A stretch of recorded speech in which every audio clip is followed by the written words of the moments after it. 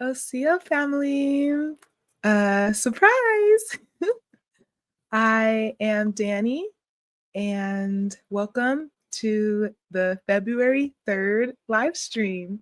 This is the first live stream of February 2025 for Teatime.beauty. So we did this last year, and I did do more advertising last year that this was going to be a ongoing event on my channel. And so it is okay.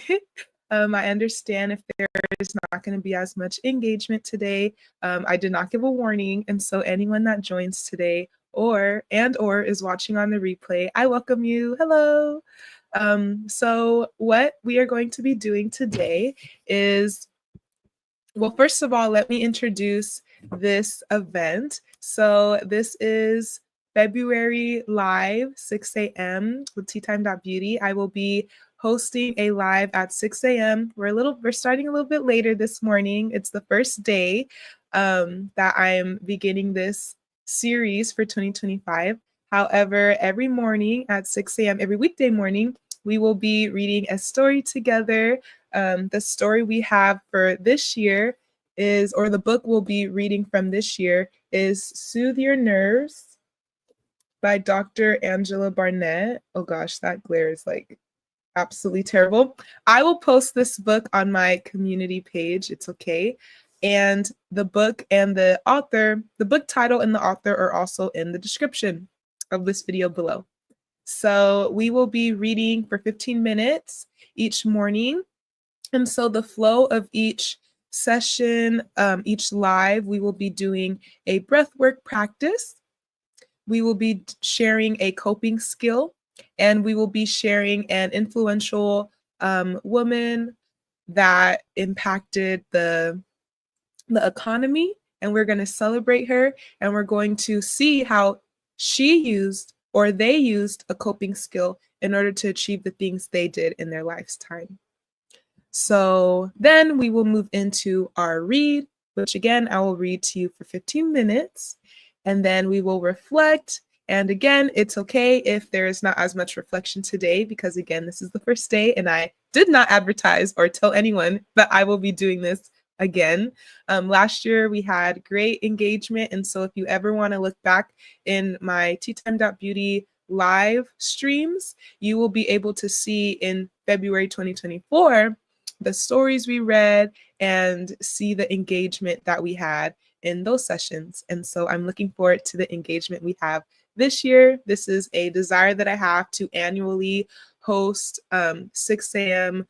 community spaces in the month of February. I hope to see how long I can continue doing this for. But again, this is something that is very dear to my heart that I remain consistent with. I enjoy including you all in my morning routine, especially in the month of February. I hope that it can be encouragement for some people. I know it's cold, and I know we all have our own mental health routines or even just rituals that we use to maintain our wellness. And so I'm hoping that for someone, these lives can be an addition to either their morning commute, or maybe they watch the live later on in the day, and it's entertainment. And again, a new addition to this is the breath work, pranayama. And so I am a yogi, and I do lead and host breath workshops. And so we can actually get into some of that right now. Hello, welcome to the live stream. We will be starting with the breathwork practice, and then we'll get into reading our book of the morning. Okay, so Dirga, oh, I spelled that wrong. It's actually D-I. So here's the actual spelling. But we will be going over diaphragmatic breathing. And so what that means is we will be taking a long, deep inhale through our nose, and we will let it all out through our mouth. Okay. The point is that you are using your full diaphragm to expand, to let in all of the fresh air that you were breathing in and letting it flow through your body. And then you are letting all of any stagnant air out to be able to repeat the process again. Okay. So you may, if you're sitting, I'm sitting on my beanbag. If you're sitting, you may get in a comfortable position with the straight back, shoulders back, chin up, neck in a neutral position. If you're standing, standing upright, making sure your tailbone is tucked in and your core is nice and tight. You may put your hands, I'm going to stand up. You may put your hands on your diaphragm there. So when you're breathing in, you can feel your belly expanding towards your palms. And when you breathe out, you'll feel your hands retract, right? Back as your belly retracts from your breath. Exhale. Okay, so now that I've explained a bit about what the diaphragmatic breath is, or Dirga Pranayama, we will begin. So, in a comfortable position, whether your eyes are open, and maybe you may lower your gaze, or you can close your eyes if you are in a comfortable position. Ready? Breathe in. And exhale.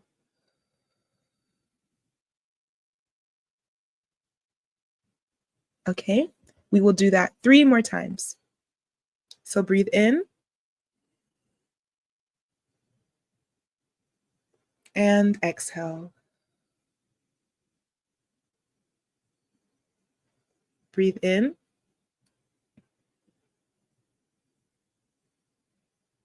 And exhale.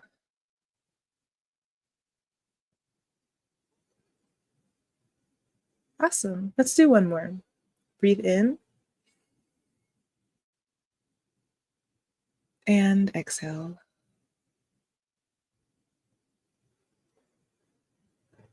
Beautiful. Awesome. If your eyes were closed, you may open them and return to your body. Maybe rub your shoulders just to get back in touch with our body. Maybe rub your thighs. Give yourself a hug. Okay, beautiful. Thank you for participating in our breath work practice of the morning. So next, we will go into our coping skill of the morning. And so today's coping skill is mindful breathing. So what we just practiced together is mindful breathing. So I have a little blurb here for us. So coping skill, engage in deep breathing, and I'm reading from my phone, so that's what I'm looking down at. Engage in deep breathing to center yourself and ease anxiety. Focus on the inhales and exhales, visualizing yourself exhaling the weight of trauma. Okay. So Maya Angelou, known for her resilient spirit and poetic work, often spoke of the importance of breathing through her challenges. Her famous quote, "I am a woman phenomenally, phenomenal woman, that's me." Okay, I am a woman phenomenally, phenomenal woman, that's me, is a reminder that strength starts from within. Beautiful. I love that. Okay, so now we will go into our book of the day. So after I read to us for 15 minutes, we are going to reflect if there's anyone here that has some comments that they like to share. If not, that is okay. We will go ahead and close out after we read with another practice, another breath practice, and then I will share some offerings I have for you, and then we'll be back tomorrow at 6 a.m. So let me go ahead and start my timer. 15 minutes. Again, we are reading from Soothe Your Nerves. I am going to post this. Oh, here you go. That's a little better. So it's called Soothe Your Nerves, the Black Woman's Guide to Understanding and Overcoming Anxiety, Panic, and Fear. So I hope that this is a read that others can enjoy, learn from, benefit from. The author is Dr. Angela Neal-Barnett. And again, this information is in the description of this video. Like and subscribe if you'd like to stay tuned to read with us this month. Okay, every weekday at 6 a.m., we will be doing this community holding session where we breathe together and we read together. So let's go ahead and read the introduction of this book. Okay, thank you for being here. And go ahead and say hey in the comments if you're here. Say good morning, good afternoon, in the replay, good evening, whenever you're watching this. I welcome community engagement. This is a safe space. And if there's anything that resonates with you while I'm reading, please go ahead and share. All right, let's get into it. Introduction. Bad nerves or what? Lately, every time I go to church, I miss church. I'm in the building. I just rarely make it to the sanctuary. When I do, the choir has sung and the sermon's half over.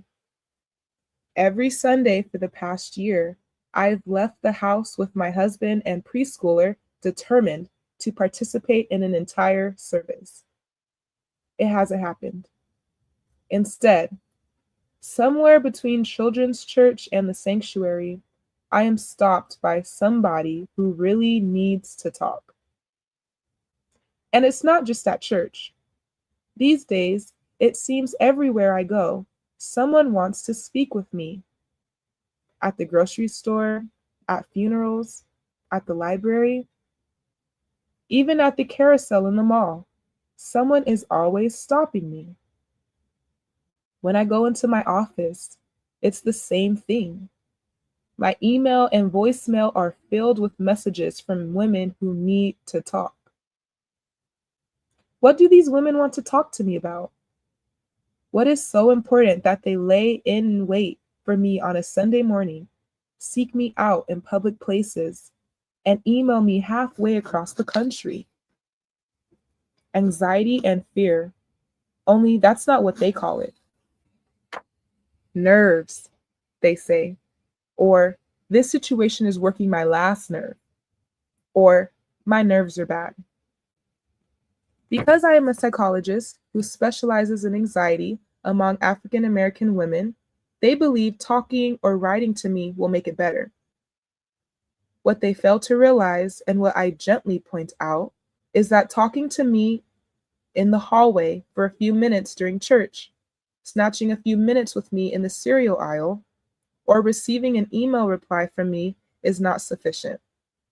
Overcoming anxiety and fear involves a daily plan of action. As these women share their stories, I am reminded of the first Black woman I ever met with bad nerves. Her name was Mrs. Golden Williams, and she was the lead soprano in the Prince of Peace AME Church Choir. When I was a teenager, Prince of Peace was famous for its choir. Many of the members had sung professionally, and the choir director had sung with the Fisk Jubilee Singers. People actually came to church on time so that they wouldn't miss the choir. There were a number of great singers in that choir, but Mrs. Williams was the best. She had a 5-octave range and sounded to me like Minnie Riperton. Her signature song was "It Is Well With My Soul." I used to get goosebumps every time she sang the last line. One Sunday, Mrs. Williams wasn't in the choir. She missed the next 3 Sundays, showed up, sang "It Is Well With My Soul," and to my knowledge, never came to church or sang in the choir again. 12 Sundays later, after sitting through Mrs. Bancroft's pale rendition of the song, I asked my friend Jackie, who at 15 knew all the church's business. What happened to Mrs. Williams? Angie, Jackie said, Mrs. Williams has bad nerves. Not long after Jackie told me this, I witnessed Mrs. Williams' bad nerves for myself. I was in the grocery store with my father when I noticed a familiar figure in the produce section. It was Mrs. Williams, but she looked odd. She was breathing funny and clutching her chest. She ran up to my father and begged him to help her. He walked her to the front of the store and arranged for one of the bag boys to drive her home. When he returned, he shook his head and said, "It's her nerves." It wasn't until years later, when I was training to be a psychologist, that I realized Mrs. Williams' bad nerves had another name: anxiety. Knowing what I know now about anxiety, I believe Mrs. Williams became so afraid of getting nervous that she stopped going places. She stopped singing, and the congregation lost a voice that had been soothing to their souls. She stopped shopping and had meals delivered to her home. Eventually, she stopped going anywhere and just stayed home. Until the day she died, Mrs. Williams never went farther than her own backyard. Over the course of 15 years of research on anxiety among African Americans, I've met, talked, counseled, and listened to hundreds of Mrs. Williamses. Beautiful, talented Black women with bad nerves. There was Maya, a lawyer whose fear of criticism and failure kept her from being promoted.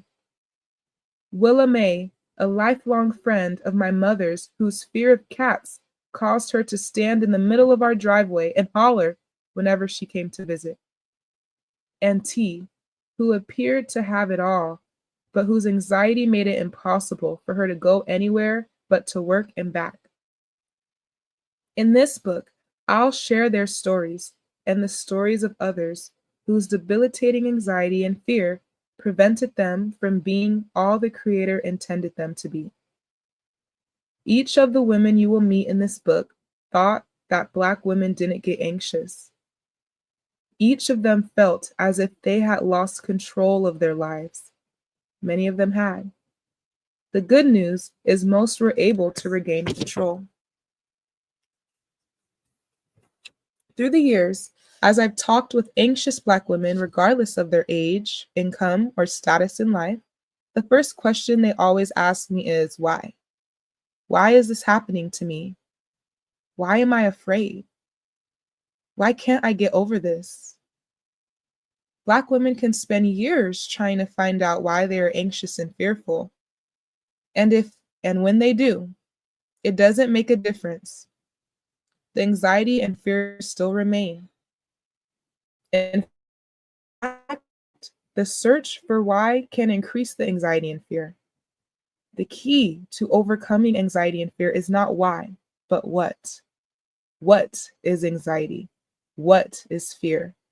What effect are they having on my life? What can I do to overcome them? What is anxiety? Anxiety is the perception or awareness of a future threat. An anxious Black woman just knows something bad is going to happen. She doesn't know what, she doesn't know when, but in her mind, she truly believes terrible things will come to pass.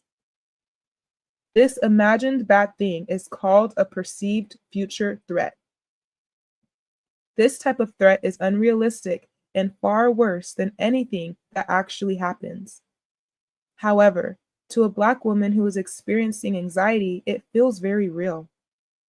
The fact that it feels so real creates a sense of apprehension or impending doom.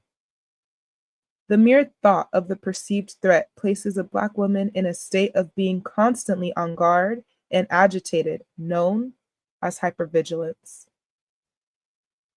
She is always watching and waiting for the threat to occur. Her senses are sharpened, her muscles are tight, and she is perpetually waiting for the other shoe to drop. Hypervigilance can be exhausting and create impairment or cautiousness in one's performance.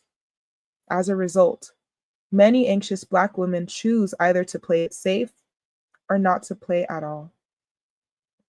Sheila was a DJ for a popular morning radio show. Listeners were drawn to her bright and bubbly manner. Recently named the most popular media personality in the state, Sheila was very proud of her work and her accomplishments. The station owners were so pleased with her success, They gave her a huge raise and a car. But lately, Sheila felt uncomfortable when she was on the air. She couldn't quite put her finger on what was wrong. All she knew was she couldn't shake the feeling that disaster was around her. All these feelings increased. She felt more and more on edge, and it became harder and harder for her to complete her shift. Realizing she couldn't continue this way, last week Sheila announced she was giving up her radio show indefinitely. What is fear? Fear is a related emotion, but somewhat different from anxiety. Whereas anxiety is the result of an imagined or perceived threat, fear is brought on by an imminent or immediate threat. A fearful Black woman has a physical reaction to the threat. Her heart may start beating faster, her breathing may become shallower, and she may start to shake. When a Black woman is experiencing fear, she makes one of two choices: flight or fright. The woman who chooses flight runs away or avoids the thing or situation that makes her afraid. The woman who chooses fright remains in the situation or presence of the thing or person that makes her fearful, but the fear paralyzes her and renders her powerless. I can see some of you shaking your heads as you read this section. Common sense says that when you are in danger, of course you run. But there is a difference between the common sense healthy form of fear and debilitating fear. The fear we experience while crossing the street and the car is bearing down on us that we didn't see until the last minute helps us jump out of the way more quickly. The fear we experience when we are caught in the middle of a thunderstorm reminds us to seek shelter quickly. But fear that is chronic and prevents us from doing things that we want is not healthy and is detrimental to our well-being. For as long as I can remember, Billy wanted to be a doctor. When we were seniors in high school, she won a full scholarship to a combined college medical school program, a full scholarship to Cornell, and a full scholarship to the local university. She turned them all down and went into a 2-year nursing program. When I asked her why, she said, "I'm scared I'll fail." When they offered me those scholarships, my whole body started shaking, and I just wanted to run away screaming no. "I just can't do it, Angie. I'm just too scared." I was stunned. Billy had never received a grade lower than an A in her life. Calculus and physics were a breeze to her. She had wanted to be a doctor longer than I had wanted to be a psychologist. And I had wanted to be a psychologist since I was 12. I couldn't understand her action. I now know the emotional and physical aspects of her fear made her too afraid to try. 5 forms of anxiety and fear. And after this section, we will close out. In Soothe Your Nerves, you will learn about 5 common forms of anxiety and fear. 1. Panic attacks. Panic attacks are the most well-known form of anxiety. Many Black women mistakenly refer to panic attacks as anxiety attacks. A panic attack consists of a short, clear-cut period of apprehension and fear that is accompanied by physical symptoms such as sweating, rapid heart rate, and difficulty breathing. 2. Social phobia. Fear of being criticized in social or performance situations. So social phobia, fear of being criticized in social or performance situations. You may hear some psychologists refer to it as social anxiety disorder. 3. Specific phobia. Fear that occurs in the presence of objects, animals, or non-evaluative, non-performance situations. So that was specific phobia. Fear that occurs in the presence of objects, animals, or non-evaluative, non-performance situations. 4. Generalized anxiety, a chronic, debilitating form of anxiety involving excessive worry and physical tension. And 5. Obsessive compulsive disorder, anxiety characterized by intrusive thoughts and the ritualistic behaviors that attempt to control them. These forms of anxiety cost this country over $63 billion in lost wages, slower work production, medical visits, and non-medical treatment. The material price tag is overshadowed by the incalculable emotional costs. Anxiety and fear exact a toll on Black women's physical, emotional, and spiritual lives. Unchecked, they can cost us time with our children, more loving relationships with our spouses and significant others, friendships and personal relationships, and the deferment or death of our dreams. It doesn't have to be this way. I cannot tell you how many anxious, fearful Black women I have met and continue to meet, who with the proper knowledge and understanding could begin the journey to overcome their anxiety. But information and understanding about anxiety and how it manifests itself is not readily available in many Black communities. As a result, Black women try to deal with anxiety problems the best way they know how. Unfortunately, the methods they use to cope often make the problem worse. Some Black women choose to engage in self-medication by drinking alcohol or using drugs. They fail to realize that once the effects of the alcohol or drugs wear off, they're just as anxious as before. And on top of that, they're hungover. Some Black women choose to rely on their faith, believing that if it was just a little stronger, they would be delivered. When their fear and anxiety don't go away, they blame themselves for a lack of faith. What follows for many is a period of depression that goes along with the anxiety.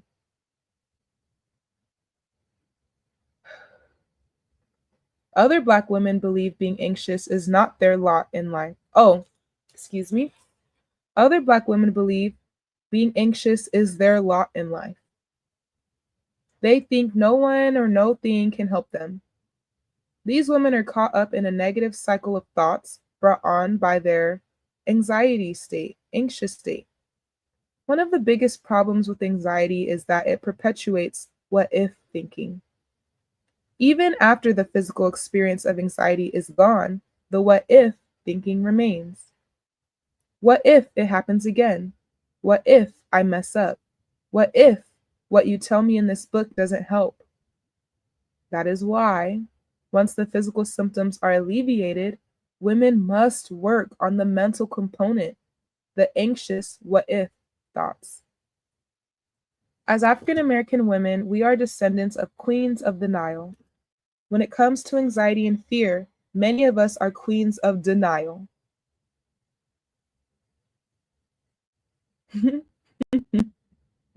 I'm sorry, but that was a bar. I'm gonna read it again. As African American women, we are descendants of queens of denial. When it comes to anxiety and fear, many of us are queens of denial. Even though we know something is wrong, we decide that we are not going to admit it to ourselves or anyone else. In a way, it makes sense. If we admit to being anxious, we might find ourselves in a worse emotional state than we are already in. Denial, however, can keep anxiety at bay for only a little while. Okay, there's only one more page. Let's just go ahead and get it in. Okay, that was then, this is now. 25 years have passed since I witnessed Mrs. Williams' bad nerves in the grocery store. Back then, the information I share in this book wasn't available. 25 years ago, Black women were anxious. They suffered from what psychologists called excessive nervousness or neurosis. Black folks said it was all bad nerves, and like my father, just shook their heads when they talked about these women. Times have changed. Today, we know that bad nerves are another name for anxiety, and anxiety has various forms. Slowly but surely, Black women are gaining an awareness of anxiety and its debilitating effects. Over the past 2 years, the Black women's magazines Essence and Heart and Soul have featured articles on panic attacks, generalized anxiety, and social anxiety. The popular Showtime TV drama Soul Food features a main character, Terry, a successful Black woman who has developed panic attacks. The show's realistic portrayal of panic and its associated behaviors put a Black perspective on this particular form of anxiety. It's 25 years too late for Mrs. Golden Williams. She and her wonderful voice departed this life without ever finding a way to soothe her nerves. But it is not too late for other Black women who want to overcome anxiety and fear. This book was written for you. So little is spoken or written about Black women and anxiety that many of you believe you are the only ones suffering. Nothing could be further from the truth. Written from a psychological, spiritual, and Black perspective, this book is a guide for understanding and overcoming anxiety disorder. As you read, you may recognize yourself or someone you love. It is my hope you will also recognize that you are not alone and that various forms of help are available. By the time you reach the end of this book, you will have the information necessary for developing a plan to overcome the anxiety and fear in your life.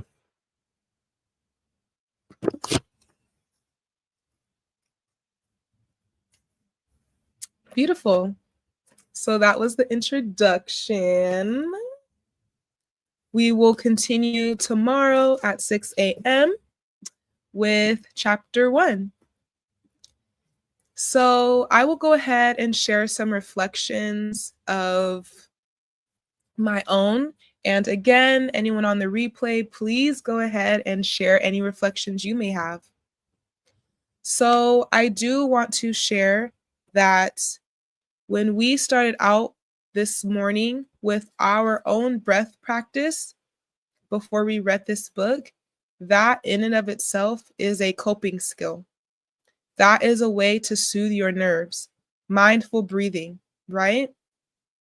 And so just like Maya Angelou, she reminded others of the importance of breathing through your challenges, right?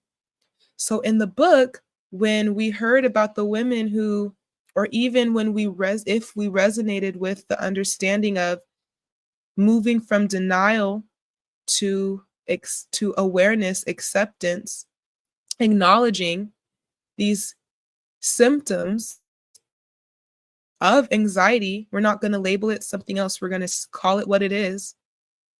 We're going to release the fear of what may occur after we acknowledge what we've been already experiencing. We're going to trust. That's where that faith comes in. We're going to trust that we are protected and cared for if those symptoms do increase, right? If I experience an additional set of challenges because I've chosen to take this step, this very important step towards my well-being, to acknowledge the symptoms I've already been having, I'm going to trust I'm protected and that anything that might occur, any challenges that might arrive from this decision I'm making for myself, I will overcome it. I will, and I always do, have the ability to breathe through it. Right? This is encouragement right now. This book, this reading, these morning sessions are meant to be encouraging and a reminder that you can do it and you are not alone. We're going to build this language with each other around our nerves. We know what our mothers, our grandmothers, our great-grandmothers, our family members, our community members called it. But what are you going to call this experience for yourself? We know what the therapist called it. We know what the doctors call it, right? What are you going to call it? How are you going to take control over your life's narratives? How are you going to take control of your own mental health and your own well-being? How are you going to play a part in building community for yourself and with others? They're waiting for you. Your community, your tribe is waiting to hold sacred, safe space for you. And so this 6 a.m. live morning readings and breath work and sharing a woman who has inspired me and has shaped this country and how we are able to continue achieving and growing and learning in all of the ways that we have. We're going to celebrate where we've come, and we're going to celebrate the things that people did to get them to where they ended up. And we're going to use those same words of inspiration and encouragement to share with others. So I hope anything that you get from this session today, you share it with someone else. Whether you just share this video, share my channel, Teatime.beauty, or whether you just share something that you remember and that you learned and that was impactful. I appreciate you for being a part in this collective energy of building sacred space. It's not just a handful of us that need to do it. We all need to play a part in creating sacred community space. Okay? So when it comes to anxiety, when it comes to panic, when it comes to fear, we all experience these things. So remove that thought the best way you can with compassion and grace of you are alone. You're not. You're not. It is your responsibility to take care of yourself, just like it's my responsibility to take care of myself. But when it comes down to being alone, you're never alone. You're never alone. If you want alone time, you can always take that. Take time for yourself. It's actually required that you take time for yourself with yourself to get clear on who you are from moment to moment. And guess what? That leads us to our breath practice. That's what this mindful breathing is. It's centering myself. It's me time. And you can be in community with other people and still take a moment for yourself. I can be hanging out with my friends, my family, and I can recognize within my soul space, I need a second. And whether I choose to sit there in the moment and just take a few diaphragmatic breaths, breathing in through my nose fully, and exhaling it all out, literally massaging my inner organs, literally clearing my mind space by just taking a deep breath. I have access to that. Whether I need to step away for a second, hey everyone, I'll be right back. Or maybe I won't. But I have the ability, I have access to always taking care of my needs in the moment. Okay. So let's go ahead. That is a perfect segue into our breath practice. And then we'll close out and I will share an offering that I have outside of this 6 a.m. February live story times and coping skills. Again, this is year 2. Last year we did February live 2024, and now it's 6 a.m. live 2025. So every weekday of February, we will be doing this. Okay, so let's go ahead into Dirga Pranayama, or diaphragmatic breathing. Okay, so how we do this, for those of you who missed the beginning, we will be inhaling through our nose fully and exhaling through our mouth. If you would like to place your hands on your heart, you may do so. If you would like to place your hands on your stomach, and you will feel your stomach expand and retract as you take in those full belly breaths, you may do that. If you're standing, if you're sitting, go ahead and have a straight spine, shoulders back. Maybe stretch your neck a little bit if you've been sitting like I have. Roll your neck around a little. Left ear to left shoulder. Right ear to right shoulder. Back to neutral. All right. When we're ready, inhale. And exhale. Okay, we'll do that 3 more times. Inhale. And let it go. Inhale. Abundance flows through me. And exhale. Let this affirmation settle into your body with our last breath. Inhale. Abundance flows through me. And exhale that truth into the universe.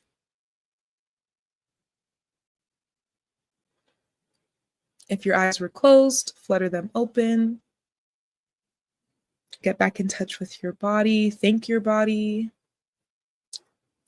Give yourself a hug. Awesome. Check in with your body. How does it feel after that breath practice, Dirga, pranayama? And we made it. So for our outro, I thank you so much again. I will share our coping skill of the day one more time. So our coping skill was mindful breathing, and our inspiration of today is Maya Angelou. So coping skill, engage in deep breathing to center yourself and ease anxiety. Focus on the inhales and exhales, visualizing yourself exhaling the weight of trauma. So our story, Maya Angelou, known for her resilient spirit and poetic work, often spoke of the importance of breathing through her challenges.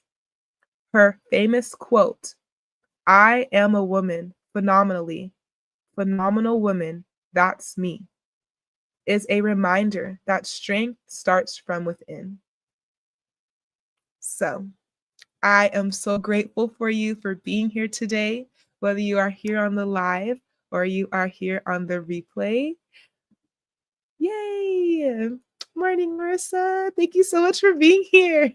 I literally said on the beginning of the live that I did not give a warning this year, but we are going to be doing our 6 a.m. lives. So thank you so much for popping in. I appreciate you. Everyone, go ahead and follow Marissa Price Heals. Her YouTube channel is a Rolodex of videos of healing and more community connections. So please go ahead and support my dear friend's channel, and support yourself by entering into another community, just like Teatime.beauty is offering another community to experience sacred connection and healing.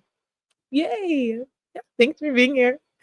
Okay, perfect timing. So with that, I am going to share my offering. So I am still putting together the link and things. I should be able to get that done by today. So by tomorrow, 6 a.m., I will be able to offer that link in the description. However, for those of you who might not know yet, I will be offering weekly 15-minute breathwork sessions. So just like today in this live, we did a few breaths. We will be doing that for a full 15 minutes, where we're going to be in a Zoom room, and it's going to be $5, so very accessible.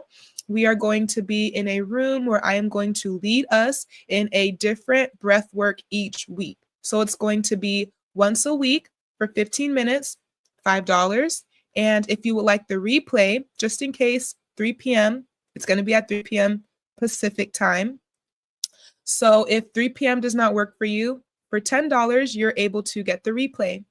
And I am offering this because I believe that people need accessible wellness community resources.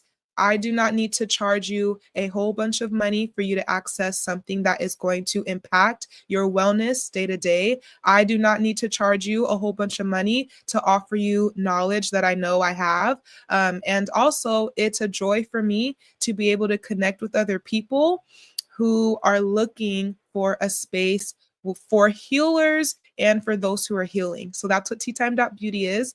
And I'm really excited to host this for us. I'm excited to continue on this month reading Soothe Your Nerves. So even if the $5 isn't accessible for you or that doesn't seem aligned, please come back.